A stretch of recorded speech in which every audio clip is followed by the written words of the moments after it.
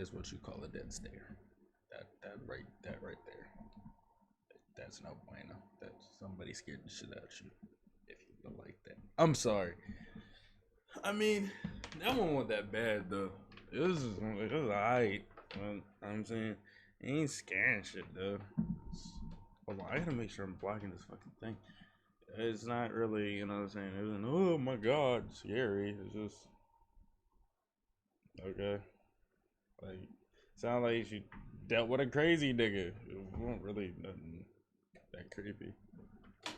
Sorry. But I mean, I think these are more true stories than anything else though. Everything recording? I think we ready. Alright. So I could only guess he planned to do the same to me.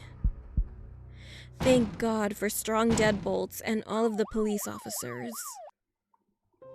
Crying woman in cubicle at I used to my work at a workplace? call center company, and my shift started at 11 p.m. Since training, I'd heard a lot of ghost stories about our building. Of course, I didn't believe them, and I really wouldn't have cared anyway because all I cared about was work. One night, I went on a short break to go to the comfort room. Our office is located at the left corner of the building, and usually it's quite dark compared to the other office corners. I normally use the comfort room in the middle of our building because it's bigger and a lot of people go there. But since it was just a short break, I chose to use the executive's comfort room because it was much closer. Besides, it was always clean and looked a lot nicer compared to the other ones. When you enter the comfort room, the first thing you see on your right side are 2 sinks, a large mirror, and 2 lights above them. Then there are 3 cubicles on the right side and 2 cubicles on the left side of the room. When I entered, I noticed that the room was a little bit darker than usual. Some of the lights were not on, and only the cubicle in the corner on the right side had paper left, so I entered that one. When I was sitting on the toilet, I heard someone come in and enter the cubicle next to mine. Why the fuck would you And put then yourself in I this heard a woman situation? crying. I tried to ask if she was okay, but she just kept crying. As I finished my business and stood up, the crying suddenly stopped. Concerned, I stood outside the door of the middle cubicle, knocked slightly and asked again if she was okay, but there was still no answer. I tried peeking under the cubicle door, but no one was in there. But I could have sworn I heard someone come in earlier. I felt a bit spooked as I remembered the ghost stories that my coworkers used to Mind tell your about our fucking building. business.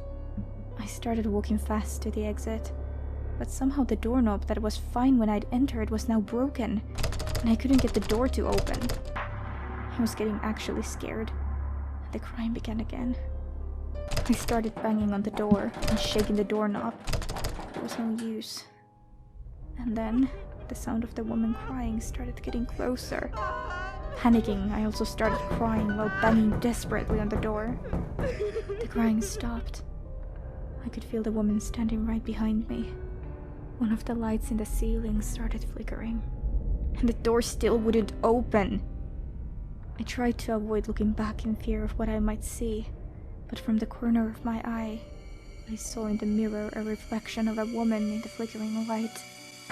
She wasn't standing at my back, but half of her face was visible in one of the cubicle doorways. I closed my eyes. I was soaked in cold sweat. I remember shaking from fear, thinking I was going to die. I started praying as I cried. Only a minute or 2, though it felt much longer, passed before the door suddenly opened and a maintenance lady stepped in. I was so relieved. I told her about what had happened, but she just apologized for the broken doorknob and ignored everything I said about the crying woman. I went straight to the office and apologized to my supervisor for coming back late from my break. I tried to tell her about what happened and told her that I was not feeling well, that I didn't think I could finish my shift that night. She didn't seem to believe my story. I warned my coworkers as well and told them about my scary toilet trip. I never went back to that comfort room ever again, and eventually left my job a few months later. Oh,